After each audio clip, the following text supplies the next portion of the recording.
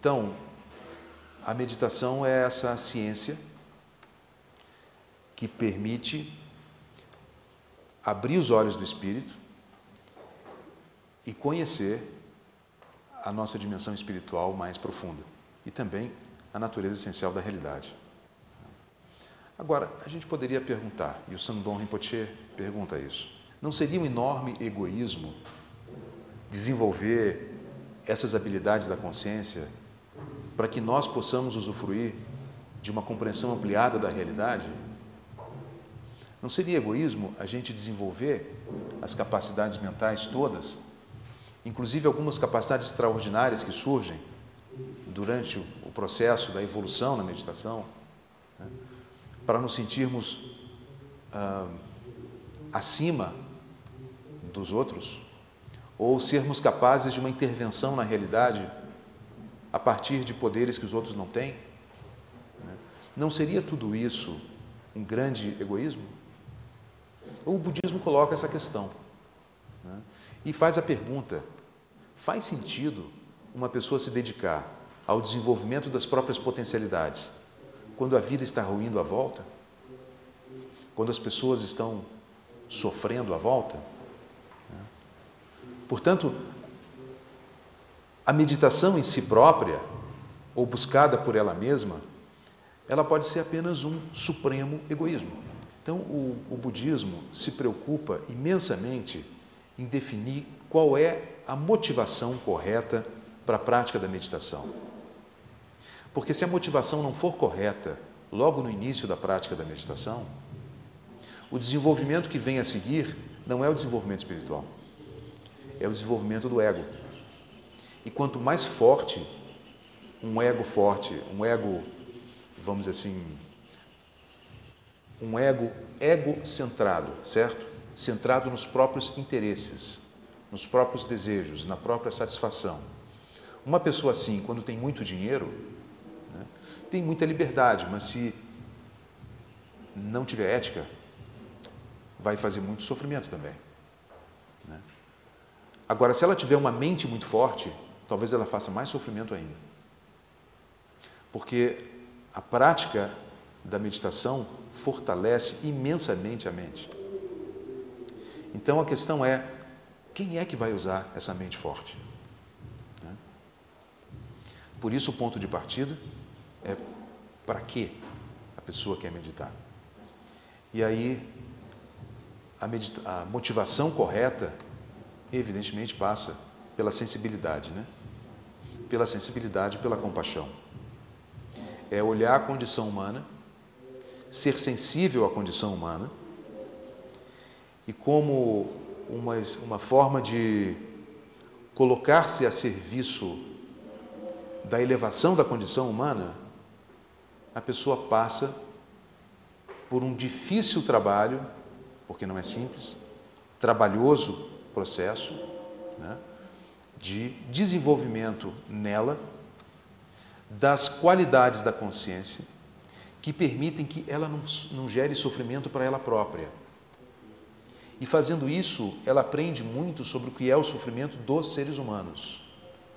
E compreendendo a natureza do sofrimento dos seres humanos, a natureza da própria mente humana e compreendendo a natureza da realização humana, essa pessoa se torna uma força construtiva para os outros. Quando há sensibilidade e a prática meditativa se dá acompanhada da atitude ética do meditador. E a atitude ética do meditador é sempre calcada novamente na sensibilidade, né? Na compaixão. O que cresce junto é a amorosidade, é o amor. Portanto, a prática meditativa, ela vem sempre acompanhada de um reto modo de vida baseado na compaixão e no amor. Na medida em que, estabilizada na compaixão e no amor, essa mente cresce dentro das qualidades que a meditação promove, especialmente a sabedoria, ela ganha, através da sabedoria, condições de intervir junto às pessoas de maneira aí na essência do sofrimento. daria para dizer que os grandes sistemas assistenciais, eles são substitutos substitutos pobres do amor e da compaixão, né? Eles dão conta de satisfazer as necessidades materiais quando dão.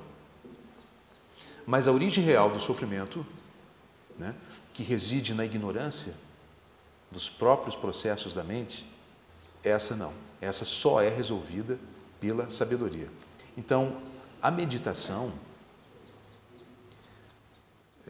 semeia de uma forma positiva o campo da consciência.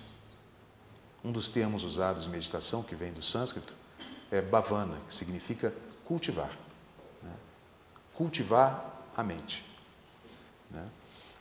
O cultivar a mente significa colocar as condições para que as essências ou as sementes que já vêm conosco possam desabrochar. Então, o potencial da mente humana é pleno de paz. É pleno de paz. O que impede a experiência da paz são os estados de inquietude e de confusão da consciência. A consciência humana, ela é plena de amor. O amor vem junto, está embutido, ele faz parte. O que impede a expressão plena do amor é uma vida centrada no limitado, nos interesses egocêntricos ou interesses egoístas, na busca do prazer como se o prazer desse a felicidade, porque a mente imatura está sempre nesse movimento, né? De buscar a felicidade onde parece que ela está. E o desejo traz um tipo de felicidade, da gratificação do desejo. Mas a nossa história pessoal e a história de todos que estão aqui, a história de todos os seres humanos que já passaram por esse planeta mostra que depois da satisfação do desejo, vem o outro lado, né? E em seguida a gente descobre que a dor vem junto. Só o desejo não garante felicidade, garante alegria, né?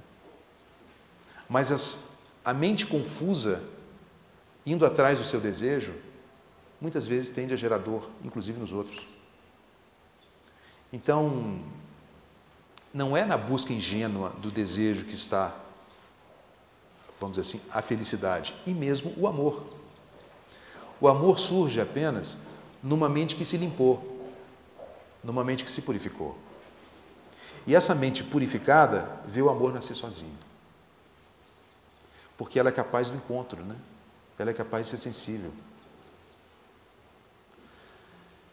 Então, paz, né, amor, são sementes que já estão embutidas no campo. E a meditação é o cultivo desse campo. O mesmo com a sabedoria. A sabedoria é outra semente que já vem, já é da natureza do próprio campo.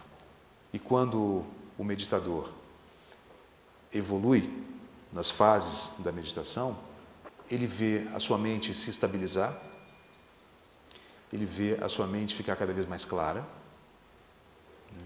Começa a ficar muito claro o limite dos seus conceitos, começa a haver um desapego em relação às próprias crenças e aos conceitos, começa a haver uma capacidade de ficar focado até encontrar a essência do real em qualquer área, né? Ou seja, em outras palavras, há uma relação com a verdade, e aqui eu falo verdade não no sentido absoluto, porque a verdade absoluta ela é da ordem de uma outra ordem. E a verdade absoluta, segundo o budismo, ela é tema dos estágios finais da meditação. A verdade absoluta, ela é só encontrada nos estados de nirvana, quando o meditador atingiu a plenitude da sua capacidade.